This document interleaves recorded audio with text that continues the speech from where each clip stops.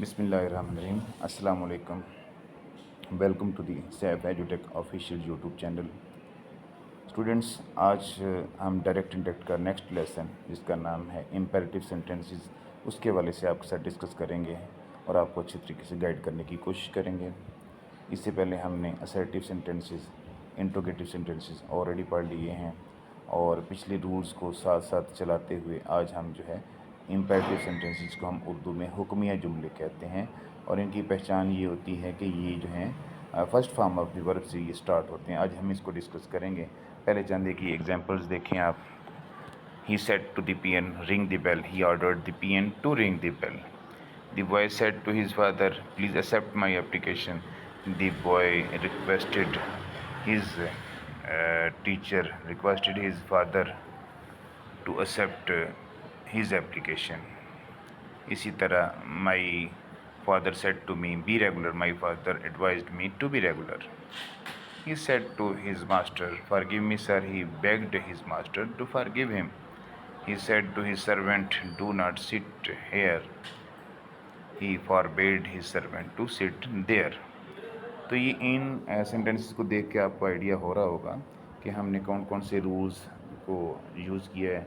तो सबसे पहला रूल क्या है कि जब आपने इम्पेरेटिव सेंटेंसेस को डायरेक्ट स्पीच के अंदर तब्दील करना है तो कॉमास हटाने के लिए आपने दैट की बजाय टू लगाना है। इसी तरह सेड टू को आपने हस्बे ज़रूरत आपने कंडीशन देखनी है, उसको हमने सेड टू को ऑर्डर्ड के अंदर या रिक्वेस्टेड के अंदर या एडवाइज्ड के अंदर या बेग्ड के अंदर या फॉरबेड के अंदर तब्दील करना है।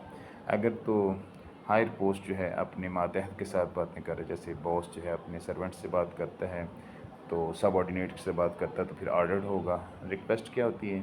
जब हम अपने से बड़े वाले होते हैं, सर्वेंट जब बात करेगा अपने बॉस से तो रिक्वेस्ट करेगा। इसी तरह एडवाइज्ड होता है, हम अपनी औलाद को, अपने बच्चों को एडवाइज़ करते हैं, अपने स्टूडेंट्स को एडवाइज़ करते हैं। बेग्ड होता है जब आप बहुत ज़्यादा किसी के साथ रिक्वेस्ट करें, रिक्वेस्ट का अगला दर्जा जो है बेग्ड होता है। इसी तरह जब आपने किसी चीज़ से मना करना है तो वो क्या आ जाएगा? फॉरबेड आ जाएगा। तो आप देखें इस एक्सरसाइज को देखें। He said to his servant polish my shoes. तो ही, अब सर्वेंट को क्या किया जाता है? ऑर्डर किया जाता है। He ordered his servant. आगे इन्वर्टेड कॉमर्स ख़त्म करके आपने क्या लगा देना है? To polish. To polish my first person है तो बाहर वाले सब्जेक्ट के मुताबिक हिज शूज़ के अंदर तब्दील कर दिया। इसी तरह my father said to me obey your elders. My father advised me. बाप अपने बच्चों को क्या करता है? एडवाइज़ करता है। और इन्वर्टेड का मुझे टू लगाया, to obey your second person बाहर वाले ऑब्जेक्ट, तो माई एल्डर्स में तब्दील कर दिया। My father advised me to obey my elders. He said to his son, do not walk in the sun. He forbade his son to walk in the sun. ठीक है, तो हमने इसको फॉरबेड के अंदर तब्दील कर दिया और डू नॉट को हमने हज़फ कर दिया, उसको भी वेव ऑफ कर दिया।